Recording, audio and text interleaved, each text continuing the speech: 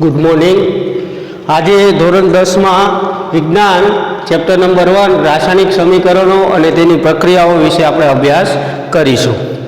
पहला तो रासायनिक प्रक्रियाओं कोने कहेवाय, तो आपणा रोजिंदा जीवन में घणी बधी एवी प्रक्रियाओं छे कि जे रासायनिक प्रक्रियाओं छे पण आपणने खबर नथी होती, पण आपणे घणा बधा कार्यो एवा करीए छीए जेमां रासायनिक प्रक्रियाओं थती होय छे। उनाळामां दूध खुल्लुं मूकता बगड़ी जवुं એ કેવી છે એક રાસાયણિક પ્રક્રિયા છે, અથવા કે દૂધમાંથી છાશ બનવી, દહીં બનવું, તો એ પણ કેવી છે રાસાયણિક પ્રક્રિયાઓ છે। પછી લોખંડને કાટ લાગવો તે પણ કેવી છે રાસાયણિક પ્રક્રિયાઓ છે। ભેજના લીધે કાટ લાગે છે તે પણ એક રાસાયણિક પ્રક્રિયા છે। પછી દ્રાક્ષનું આથવણ થવું એટલે કે બગડી જવી, તો એ પણ કેવી છે એક રાસાયણિક પ્રક્રિયાઓ છે। આપણા ખોરાકમાં પાચન જે થાય છે, આખું પાચન તંત્ર જે તમારે આગળના ચેપ્ટરમાં આવે છે, જે મનુષ્યનું પાચન તંત્ર એટલે કે ખોરાક જે તમે જેમાં પછી જે એનું આખું પાચન થાય છે એ પણ એક કેવી છે રાસાયણિક પ્રક્રિયાઓ છે। એવી ઘણી બધી પ્રક્રિયાઓ આપણા રોજિંદા જીવનમાં થતી હોય છે કે જે રાસાયણિક પ્રક્રિયાઓ હોય છે। તેના વિશે આપણે આજે અભ્યાસ કરીશું, એના સમીકરણો જોઈશું, તેના નામ જોઈશું, તેના અણુસૂત્રો જોઈશું, આપણે એના વિશે ભણીશું। પહેલો ટોપિક છે આપણે કે રાસાયણિક પ્રક્રિયાઓ। તો એ રાસાયણિક પ્રક્રિયાઓ કેવી રીતના થાય છે, તો કે જ્યારે મેગ્નેશિયમની પટ્ટી હવામાં સળગે છે, એક આપણને પ્રવૃત્તિ આપેલી છે કે રાસાયણિક પ્રક્રિયાઓમાં કે જ્યારે મેગ્નેશિયમની પટ્ટી હવામાં સળગે છે ત્યારે તે મેગ્નેશિયમ ઓક્સાઇડમાં રૂપાંતરિત થાય છે। હવે કોઈ પણ સળગે છે તો એમાં રાસાયણિક પ્રક્રિયા કેવી રીતના થઈ, તો કે મેગ્નેશિયમની પટ્ટી હોય છે એ ઓક્સિજન સાથે પ્રક્રિયા કરે છે। જો ઓક્સિજનની હાજરી હોય તો તે કોઈ પણ આગ લાગી શકે છે, નકર આગ લાગી શકતી નથી। એટલે કે મેગ્નેશિયમની પટ્ટી plus oxygen equal to magnesium oxide, એટલે કે આપણને પ્રક્રિયકમાંથી નિપજ મળે છે। આ રાસાયણિક પ્રક્રિયાનું વાક્ય સ્વરૂપ વર્ણન ઘણી લાંબુ થઈ શકે છે, રીતે આપણે આમ કહી શકીએ કે સૌથી સરળ માર્ગ છે એ છે કે સાપ્તાહિક સમીકરણનું સ્વરૂપમાં લખવું। એટલે કે જ્યારે કોઈ રાસાયણિક પ્રક્રિયા લખવી હોય તો આપણે કેવી રીતના લખતા હોય છે, ધારો કે મેગ્નેશિયમની પટ્ટીને સળગાવતા, જ્યારે મેગ્નેશિયમની પટ્ટીને સળગાવવામાં આવે તો મેં પહેલાં એવું કીધું કે જ્યારે પણ કોઈ પણ વસ્તુને સળગાવવામાં આવે છે તો તેમાં ઓક્સિજનની હાજરી અનિવાર્ય હોય છે। એટલે કે ઓક્સિજનની હાજરી ના હોય તો કોઈ પણ વસ્તુ સળગતી નથી। એટલે કે એક રાસાયણિક પ્રક્રિયા કરે છે। મેગ્નેશિયમની પટ્ટી કોની સાથે પ્રક્રિયા કરે છે? ઓક્સિજન સાથે। એટલે કે magnesium plus oxygen equal to શું બનાવે છે? તેનો ઓક્સાઇડ બનાવે છે। એટલે કે મેગ્નેશિયમ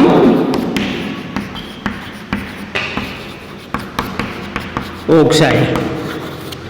આવી રીતના કોઈ રાસાયણિક પ્રક્રિયા કરવામાં આવે એટલે કે રાસાયણિક સમીકરણ કેવી રીતના બનાવી શકાય છે, તો કે રાસાયણિક સમીકરણ બનાવવા માટે આપણે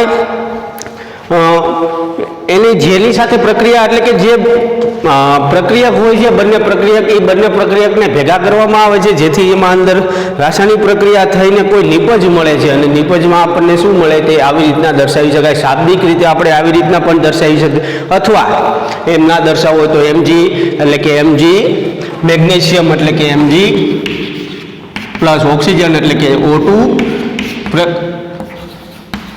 MgO મેગ્નેશિયમ ઓક્સાઇડ। આવી રીતના પણ એની સંજ્ઞા વડે પણ દર્શાવી શકાય છે, પણ આપણે ખાલી શાબ્દિક રીતે અત્યારે દર્શાવી શકીએ મેગ્નેશિયમ પ્લસ ઓક્સિજન બરાબર મેગ્નેશિયમ ઓક્સાઇડ। આવી રીતના રાસાયણિક પ્રક્રિયાઓ થાય છે।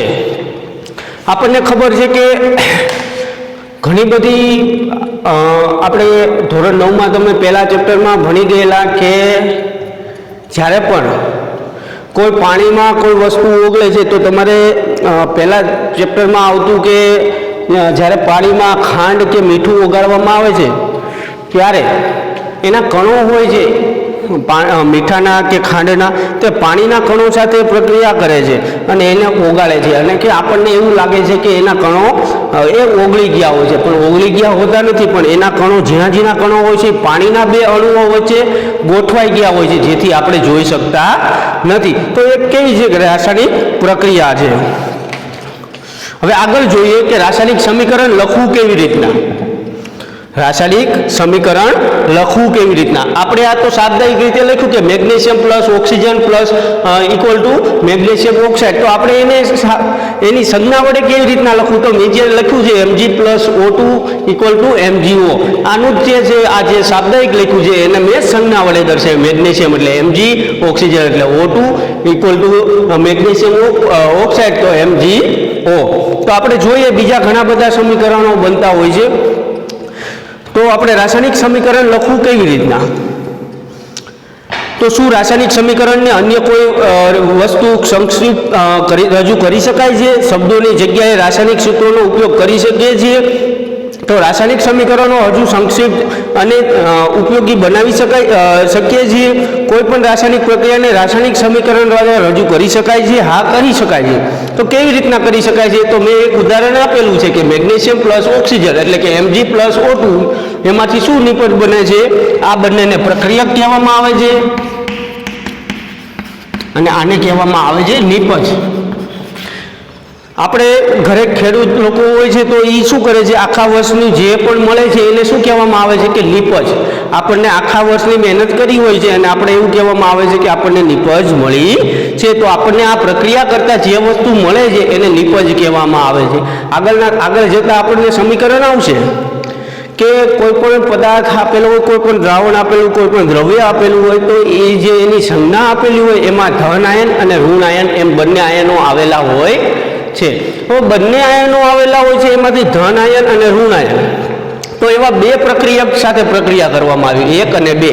તો આનો પ્લસ આયન અને આનો ઋણ આયન ભેગો થશે અને આનો ઋણ આયન અને આનો પ્લસ આયન ભેગા થશે, જે આપણે આગળ ભણીશું. હવે આગળ જોઈએ, આપણને ઉદાહરણ અંદર આપેલું છે કે Mg પ્લસ O2 એમાંથી બને છે નિપજ MgO. હવે તીરની નિશાનીને ડાબી તરફ અને જમણી તરફ રહેલા દરેક તત્વોના પરમાણુની સંખ્યા ગણો અને તેની સરખામણી કરો. તો આપણે કોઈ પણ સમીકરણ લખીએ તો એને સમતોલિત કરવું પડે. સમતોલિત કરવું એટલે કે શું, તો કે કોઈ પણ જે સમીકરણ બનાવેલું છે એના બંને બાજુના જે સંખ્યા આપેલી છે એ સરખી છે, ડાબી બાજુ અને જમણી બાજુ પરમાણુની સંખ્યા સરખી છે કે નહીં એ આપણે જોવું જોઈએ. ડાબી બાજુ અને જમણી બાજુની સંખ્યા સરખી છે કે નહીં એ આપણે જોવું જોઈએ. તો આપણને અહીંયા સરખી જ દેખાય છે. Mgનો એક સંખ્યા છે તો અહીંયા પણ એક જ સંખ્યા છે, ડાબી બાજુ અને જમણી બાજુ. તીરની ડાબી બાજુ અને જમણી બાજુ જોવાનું છે. તો કે Mgની આ બાજુ એક સંખ્યા છે તો આ બાજુ પણ કેટલી છે? 1 છે. અહીંયા O ની 2 સંખ્યા છે તો આ બાજુ કેટલી છે? એક જ સંખ્યા છે. તો કે એક O ગયો ક્યાં?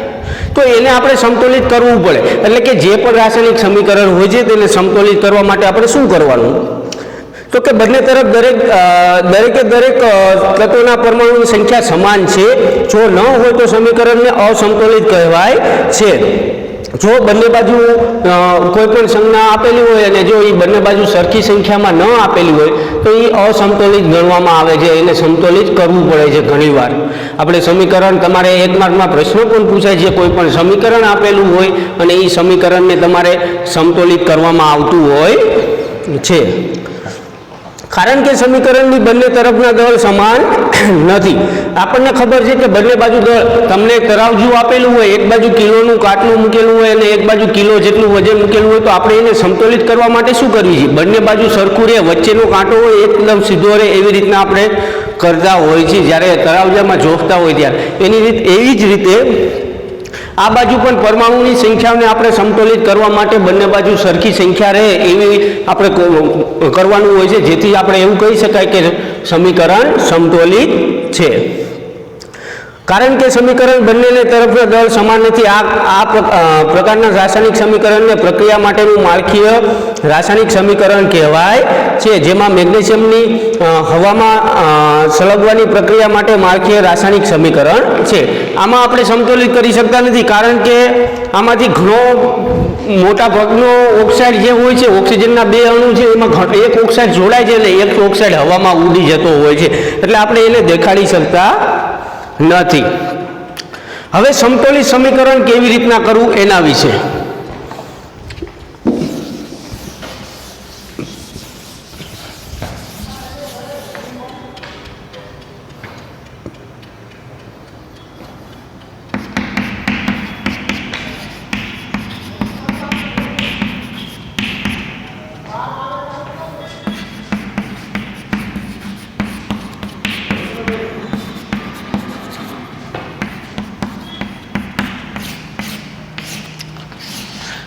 સમતોલિત સમીકરણ કેવી રીતના આપણે કરવું. તો કે આમાં ઘણા બધા એના નિયમો હોય છે કે કેવી રીતના કરવું. તો આપણે એના વિશે જાણીએ કે કેવી રીતના આપણે કોઈ પણ રાસાયણિક સમીકરણ આપેલું હોય એને સંતુલિત કરવા માટે શું શું કરવું જોઈએ, એના દળ કેવી રીતના સમાન કરવા જોઈએ, તો એના વિશે આપણે જોઈએ. કોઈ પણ રાસાયણિક સમીકરણમાં દળનું સર્જન થતું નથી. કોઈ પણ રાસાયણિક સમીકરણ હોય એમાં દળનું સર્જન થતું નથી, એમાં કંઈ દળ વધતું ઘટતું નથી, પણ એવું કેવું હોય છે કે વેચી જતું હોય છે, જેથી આપણને બંને બાજુ સરખું ના હોય એવું લાગતું હોય છે. તેનો વિનાશ થતો નથી, એટલે કે એમાંથી ઓછું થતું નથી, વિનાશ થતો નથી. એટલે કે કોઈ પણ રાસાયણિક પ્રક્રિયાની નિપજોમાં હાજર રહેલા તત્વોનું કુલ દર એ પ્રક્રિયકોની હાજર રહેલા તત્વોના કુલ દર જેટલું જ હોય છે. એટલે કે કોઈ પણ આપણી પાસે સમીકરણ હોય, ધારો કે હું એક સમીકરણ લખું છું કે ઝીંકનું સલ્ફ્યુરિક એસિડ સાથે પ્રક્રિયા કરો, ઝીંક plus sulphuric acid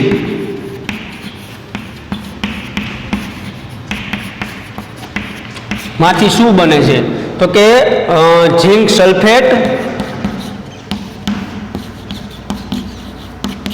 plus nitrogen plus hydrogen બને છે. તો આપણને જ્યારે કોઈ પણ રાસાયણિક સમીકરણ સંતુલિત કરતા હોય છે ત્યારે શું કરવું જોઈએ, તો કે બંને બાજુના દળ એક જ સમાન હોય છે, કોઈમાં વધતું નથી કે કોઈ વાર ઘટતું નથી, કોઈ વાર ઉડી જતું નથી. એટલે કે જેટલું પ્રક્રિયકમાં આ બાજુ જે ડાબી બાજુ હોય એને પ્રક્રિયક કહેવામાં આવે છે અને જમણી બાજુ હોય છે એને નિપજ કહેવામાં આવે છે. બરોબર. એટલે કે જ્યારે પ્રક્રિયકનું જેટલું વજન હોય છે એટલું આપણને નિપજનું વજન મળતું હોય છે, પણ આપણને એમાં ઘણા બધાના પરમાણુના સંખ્યા હોય છે એ આડીનવળી થઈ ગઈ હોય છે, જેથી આપણને એવું લાગે છે કે બંને બાજુ વજન સરખું નથી. પણ હકીકતમાં કોઈ દિવસ એવું બનતું નથી કે પ્રક્રિયકનું જેટલું વજન હોય, ધારો કે આનું 5 ગ્રામ વજન હોય તો આ બાજુ 3 ગ્રામ કે 2 ગ્રામ કે 8 ગ્રામ વધી જાય છે કે ઘટી જાય છે, એવું બનતું હોય છે. એવું કોઈ દિવસ થાય નહીં. તો આપણે જોઈએ કે આપણને કીધું છે કે કોઈ પણ રાસાયણિક પ્રક્રિયામાં દળનું સર્જન થતું નથી કે તેનો વિનાશ થતો નથી. એટલે કે જો એમાં કોઈ દળમાં વધારો થતો નથી કે એનો વિનાશ નથી થતો, એટલે કે ઓછું થતું નથી.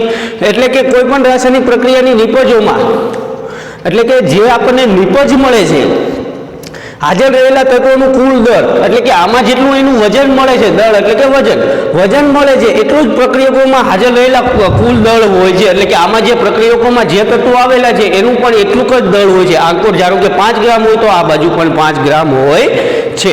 હવે આગળ જોઈએ કે કોઈ પણ રાસાયણિક પ્રક્રિયા શરૂ થતા પહેલા તે પૂર્ણ થયા બાદ તેમાં રહેલા દરેક તત્વોના પરમાણુની સંખ્યા સમાન રહે છે. એટલે કે જ્યારે પણ તમે કોઈ રાસાયણિક પ્રક્રિયા શરૂ કરો છો, જે તમે પ્રક્રિયક 2 લીધા છે, 2 પ્રક્રિયકને ભેગા કરીને તમે જે રાસાયણિક પ્રક્રિયા બનાવો છો, એ રાસાયણિક પ્રક્રિયા કરવાની શરૂઆત કરો છો ત્યારે જે પણ પ્રક્રિયક લીધેલા હોય છે, કોઈ પણ પ્રક્રિયક લીધેલા હોય છે તે અને પૂર્ણ થાય ત્યાં સુધીમાં બંનેમાં જે બંનેનું દળ હોય છે એમાં કોઈ ફેરફાર થતો નથી. એટલે પ્રક્રિયકથી માંડીને નિપજ સુધીમાં આખી પ્રક્રિયા પૂરી થાય છે ત્યાં લગીમાં કોઈ દળમાં, વજનમાં કે ઘટાડો થતો નથી. એટલે કે સમીકરણ સંતુલિત કરવું જરૂરી બને છે. એટલે કે જો એનું માળખું, જેનું રાસાયણિક સમીકરણનું માળખું હોય છે એમાં તમને એવું લાગે છે કે સમતોલિત નથી, પણ હકીકતમાં બંને સમતોલિત જ હોય છે. એના પરમાણુની સંખ્યા બદલાની હોય છે, એટલે આપણને એવું લાગતું હોય છે કે તે સમતોલિત નથી. શું રાસાયણિક સમીકરણને અસમતોલિત છે? ચાલો આપણે રાસાયણિક સમીકરણના તબક્કાવાર સમતોલિત કરવા શીખીએ. તો આપણને એક પ્રક્રિયા આપેલી છે, ઝીંક પ્લસ સલ્ફ્યુરિક એસિડ બરાબર ઝીંક સલ્ફેટ અને હાઇડ્રોજન. તો હવે આપણે એની સંજ્ઞા વડે દર્શાવી. ઝીંક એટલે કે Zn કહેવાય, સલ્ફ્યુરિક એસિડ એટલે કે H2SO4 કહેવાય. શું કહેવાય? H2SO4. હવે ઝીંક સલ્ફેટ એટલે કે Zn એટલે ઝીંક, સલ્ફેટ એટલે SO4 અને હાઇડ્રોજનને H2 વડે દર્શાવવામાં આવે છે, જે ગેસ સ્વરૂપે હોય છે, જે હવામાં ઉડી જતો હોય છે, આપણને જોઈ શકતા નથી. હવે આ પ્રક્રિયાને આપણે સમતોલિત કરવી છે, એટલે કે બંને બાજુ જે પણ તત્વો આપેલા છે, આ બાજુ ઝીંક, શું શું આપેલું છે તો કે ઝીંક આપેલું છે, હાઇડ્રોજન આપેલું છે, સલ્ફેટ આપેલું છે. આ બાજુ શું આપેલું? ઝીંક, સલ્ફેટ અને હાઇડ્રોજન. તો જોઈએ બંને બાજુ એના અણુઓની સંખ્યા સરખી છે, પરમાણુઓની સંખ્યા સરખી છે. જો ન હોય તો આપણે સમતોલિત કરવા માટે બંને બાજુ સંખ્યા સરખી કરવી પડે. ધારો કે આપણે અહીંયા જોઈએ કે Zn કુલ કેટલા આપેલા છે? એક વાર. તો આપણે આ બાજુનું પ્રક્રિયક કહેવાય અને આ બાજુની નિપજ કહેવાય. પ્રક્રિયક બાજુ જેટલા અણુઓ પરમાણુઓની સંખ્યા હોય એટલી જ નિપજ બાજુ પરમાણુઓની સંખ્યા હોવી જોઈએ. જો ન હોય તો આપણે સમાન કરવી જોઈએ. તો આપણે કરીએ. જો ઝીંક આ બાજુ કેટલા પ્રક્રિયક બાજુ આપેલા છે? એક વાર. તો નિપજ બાજુ પણ કેટલા Zn આપેલા છે? એક વાર જ આપેલા છે. હા, એક જ વાર આપેલા છે. H અહીંયા H2 અહીંયા જો આગળ પણ ગમે એટલા ગુણેલા હોય અથવા કે એને નીચે ગમે એટલા ગુણેલા હોય એનો ગુણાકાર થાય. એટલે કે H અહીંયા કેટલી વાર આપેલા છે? 2 વાર. તો આ બાજુ પ્રક્રિયક બાજુ H 2 વાર આપેલા છે. તો આપણે નિપજ બાજુ જોઈએ તો નિપજ બાજુ પણ કેટલા આપેલા છે? 2 જ આપેલા છે. એટલે કે હાઇડ્રોજનની સંખ્યા પણ સમાન છે અને Znની પણ સંખ્યા સમાન છે. હવે કોણ બાકી રહ્યું? SO4 એ આખું છે. S અને O4 નથી, પણ SO4 એટલે કે સલ્ફેટ છે, એ આખું આપેલું છે. તો SO4 એટલે કે 4 વાર આપેલું SO4. તો આ બાજુ પણ SO4 એટલે કે બંને બાજુની પ્રક્રિયા સરખી આપેલી, બંને બાજુ પરમાણુની સંખ્યા સરખી આપેલી છે. હા, બંને બાજુ પરમાણુની સંખ્યા પણ સરખી આપેલી છે, કોઈમાં ફેરફાર પણ નથી. એટલે કે આ સમતોલિત સમીકરણ છે.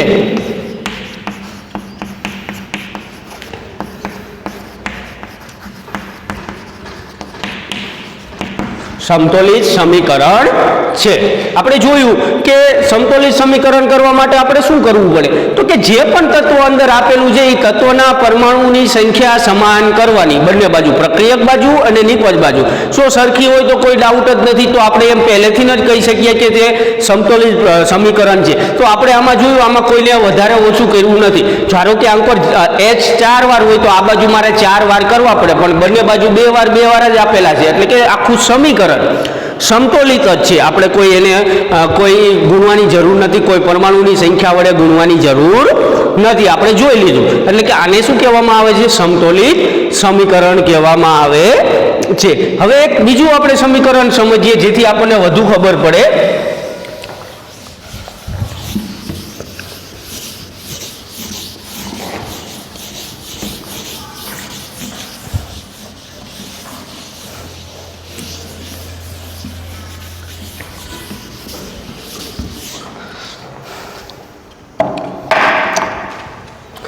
Fe પ્લસ આપણે એક બીજું સમીકરણ જોઈએ કે જેથી આપણને વધારે ખબર પડે કે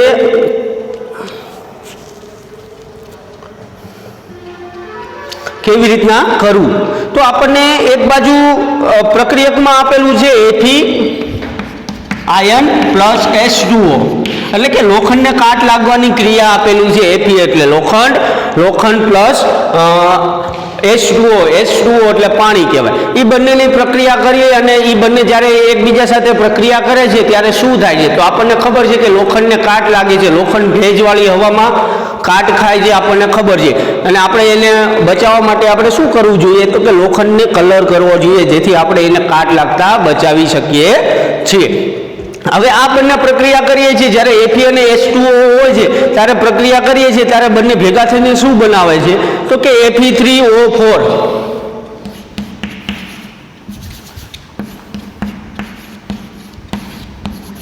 પ્લસ H2 એટલે કે હાઇડ્રોજન વાયુ ઉત્પન્ન કરે છે.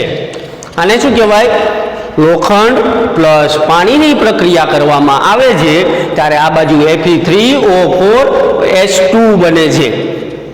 બરોબર. હવે જ્યારે આ વસ્તુ બને છે ત્યારે શું થાય છે? તો તમે જો આમાં આ સમીકરણ આપણને આપેલું રહ્યું એ સમતોલિત છે કે નથી? પહેલા તો આપણને જોઈને એવું જ લાગે કે આંકોર Fe નો એક અણુ આપેલો છે, આ બાજુ 3 અણુ આપેલા છે. અહીંયા ઓક્સિજનના એક જ અણુ આપેલો છે, આ બાજુ 4 અણુ આપેલા છે. અથવા કે આ બાજુ H ખાલી 2 વાર આપેલો છે, તો આ બાજુ પણ 2 વાર આપેલો છે. હા, એટલું જ આપેલું છે. તો આપણે એને હવે સમતોલિત કરવું છે, તો શું કરવું જોઈએ? એટલે કે બંને બાજુ સરખું આપેલું નથી, એટલે કે આ સમીકરણ આપણા માટે અસમતોલિત છે.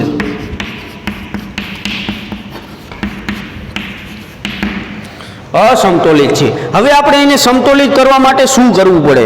તો કે જે પરમાણુની સંખ્યા ઘટે છે એને આપણે ઉમેરવી જોઈએ, એટલે કે જે બાજુ ઓછી છે એ બાજુ આપણે વધારે કરવી જોઈએ. તો જોઈએ આપણે ફરીથી સમીકરણને ફરીથી લખીએ. Fe પ્લસ H2O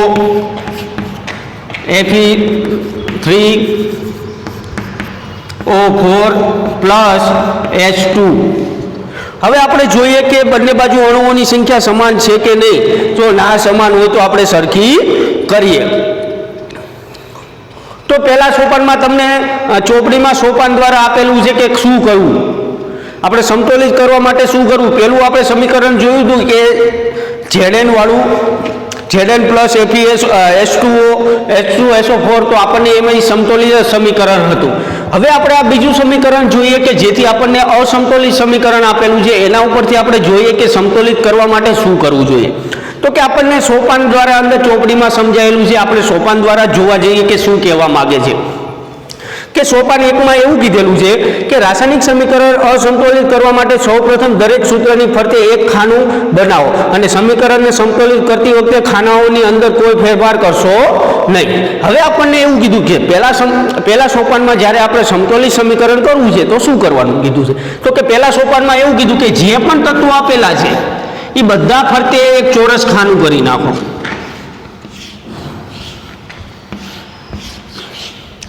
ચારે ચાર બાજુ, નિપજ બાજુ અને પ્રક્રિયક બાજુ, ચારે ચારને ખાના વડે દર્શાવી દો, ખાનામાં દર્શાવી દો.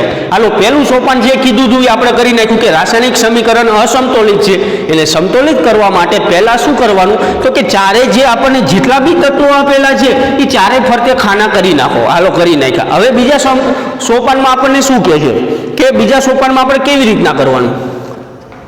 તો કે અસમતોલિત સમીકરણમાં હાજર રહેલા જુદા જુદા તત્વોના પરમાણુની સંખ્યાની યાદી બનાવો.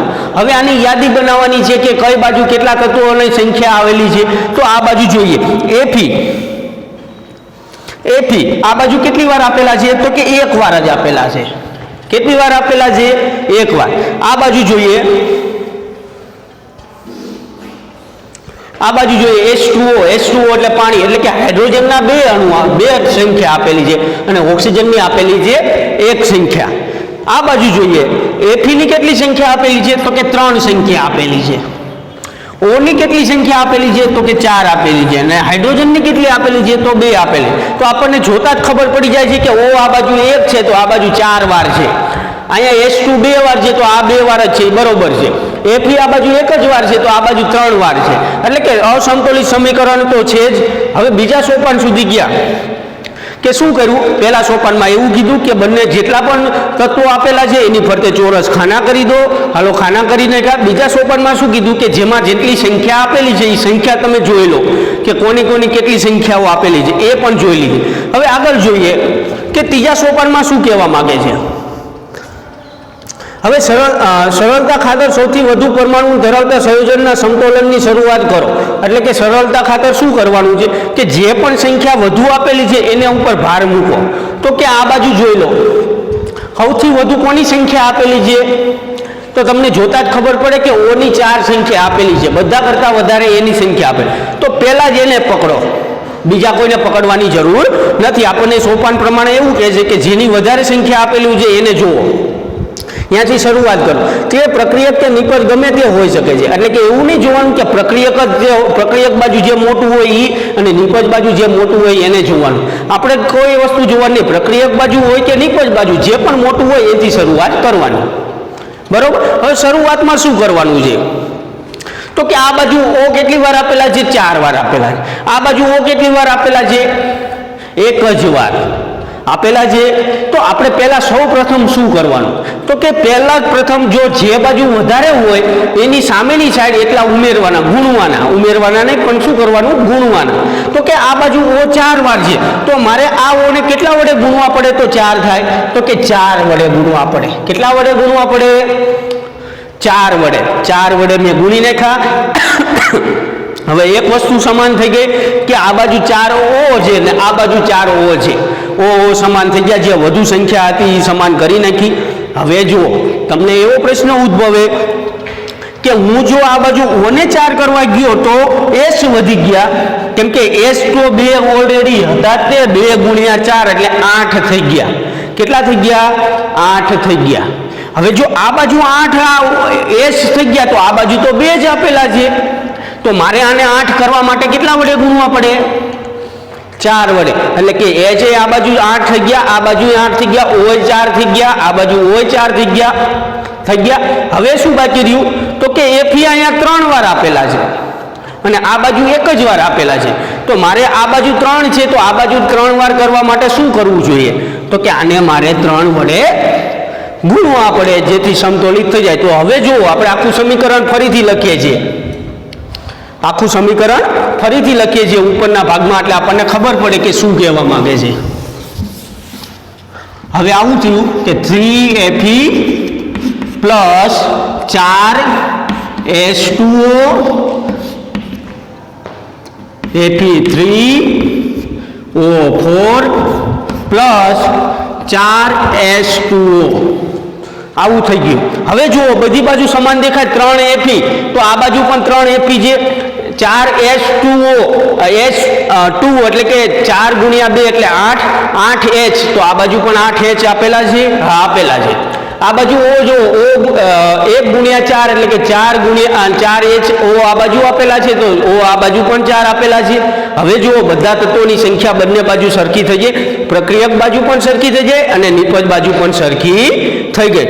બરોબર. આવી રીતના કોઈ પણ સમીકરણ આપેલું હોય તો આપણે સમતોલિત કરી શકીએ છીએ. ઘણા બધા સમીકરણો હોય છે કે જેને સમતોલિત હોતા નથી, અસમતોલિત હોય છે, તો એને સમીકરણને સમતોલિત કરવા માટે પડે છે અને એને બધી બાજુ જે તત્વોની સંખ્યા સરખી ના હોય તો એની સંખ્યાને સરખી કરવી પડે છે.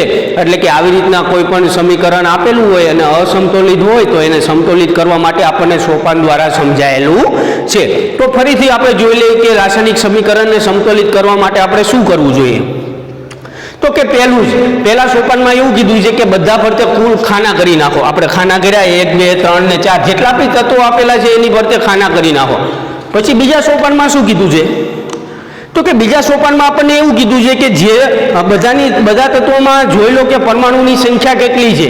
તો આપણે સંખ્યા જોઈએ, આમાં 2 છે, આમાં 4 છે, આમાં 3 છે, આમાં 1 છે, આમાં 2 છે, આમાં 1 છે, સંખ્યા જોઈએ. પછી બીજા સોપાનમાં શું કીધું છે? તો કે સૌથી પહેલા એ જુઓ કે પ્રક્રિયકમાં કે નિપજમાં કોઈ પણમાં સૌથી વધારે સંખ્યા કોની છે? તો કે આપણે જોયું નિપજમાં ઓની સંખ્યા 4 છે. સૌથી વધારે સંખ્યા કોની છે? ઓની. તો ઓની 4 છે, તો આ બાજુ ઓ કેટલા છે? પ્રક્રિયક બાજુ 1 જ છે.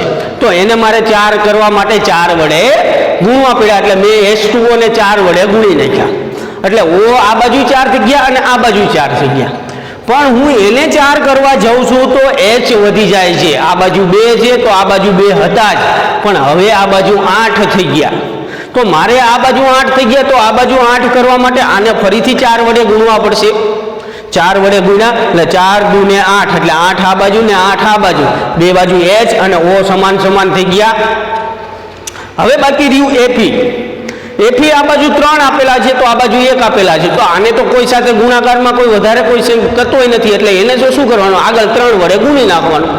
3 વડે ગુણો એટલે આવું સમીકરણ બન્યું. 3Fe plus 4H2O Fe3O4 plus 4H2O એટલે કે એક સમીકરણ બન્યું, જે આખું સમીકરણ સમતોલિત છે. બરોબર. આવી રીતના કોઈ પણ રાસાયણિક સમીકરણને સમતોલિત કરવા માટેની પ્રક્રિયા છે જે આપણે જોઈ. હવે આગળ કે બીજા ઘણા બધી આપણે રકમ ચોપડીમાં સમીકરણો આપેલા છે જે તમે સમતોલિત કરજો, ના આવડે તો કહેજો. બરોબર. અહીંયા સુધી આપણે રાખીએ છીએ આજના લેક્ચરમાં. બીજું આગળ આપણે જોઈશું.